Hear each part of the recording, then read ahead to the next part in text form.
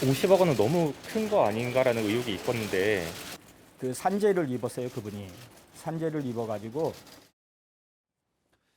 네, 곧바로 팩트체크 이어갑니다. 곽상도 의원 아들이 퇴직하며 받은 50억 원에 대해서 화천대유는 이 중 44억 원 정도가 산재 위로금이었다고 주장했습니다.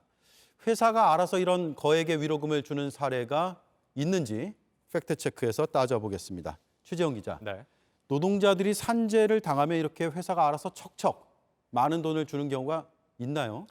보통은 산재 신청하고 근로복지공단이 산재 맞다고 인정해야 보험금이 나옵니다. 통상적인 방법이죠.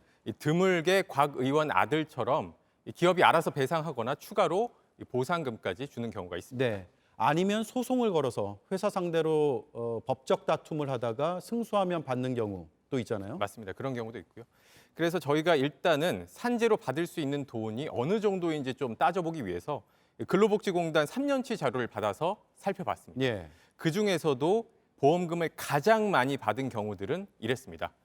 지난해 같은 경우에는 백혈병으로 2년 넘게 투병하다가 숨진 노동자가 7억 4천여만 원 받았습니다. 예. 병원비라든지 그동안 일 못해서 손해본 돈도 있을 테고 장례 치르는 비용, 유족들에게 주는 돈까지 모두 합친 금액이 이랬습니다. 예. 그리고 재작년에는 두개골 골절로 8개월 투병하다 숨진 노동자가 6억 4천만 원 정도를 받았습니다.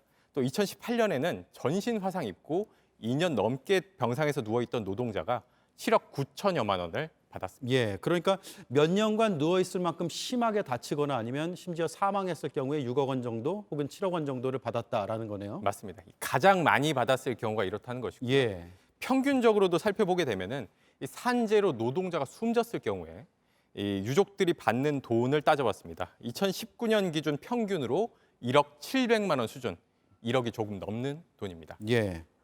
자, 그러면 곽 의원의 아들이 주장한 것처럼 이명이 있거나 혹은 이석증, 어지럼증이 있는 경우도 살펴봤죠. 네, 그렇습니다. 이 경우에는 이 얼마나 심한지에 따라서 등급을 매겨서 거기에 따라서 장해 급여라는 걸 줍니다. 1급부터 가장 높은 1급부터 14급까지가 있는데 곽 의원 아들 주장대로 심각한 이명이 있으면 12급이 적용될 수가 있습니다. 예. 어지럼증 같은 경우에는 정도에 따라서 다른데 평생 동안 일을 할 수 없을 정도로 심각하면 3급이 나올 수가 있습니다. 그래서 이 곽 의원 아들이 받았다는 월급 300만 원 수준을 바탕으로 추정을 해보게 되면 12급이 인정되게 되면 1,500만 원 정도를 받게 되고요. 3급이 인정되게 되면 1억 1,200만 원 정도를 받게 됩니다. 예. 자, 이건 산재를 신청해서 받았을 경우에 이런 거고 곽 의원의 아들은 산재 신청도 안 했다는 거 아니에요? 그렇습니다. 위자료는 그런데 법적으로 기준이 있습니다. 최대 1억 원인데 이것도 노동자가 사망했을 때 최대로 받을 수 있는 법적으로 금액이었습니다. 정해진 금액이죠. 그렇습니다. 이 회사가 알아서 주는 경우에도 이 기준에서 크게 벗어나지 않는다는 게 전문가들 의견입니다. 예. 그래서 곽 의원 아들 같은 수십억 원대의 이 위로금 들어본 적이 없다라는 게 전문가들 반응입니다. 전문가 반응 들어보시죠. 그 회사가 재정 능력이 뛰어나고 돈이 많다 하더라도 일반적인 통례에서 합의가 되는 거지. 44억의 위로금을 받으셨다는 건 과도하죠. 정말 과도한 거죠. 한 예로 2008년에 이천에서 물류창고 화재 사건이 있었고 이때 40명이 숨졌는데 당시에 업체가 지급했던 위로금과 보상금은 평균 2억 4천만 원 수준이었습니다. 네.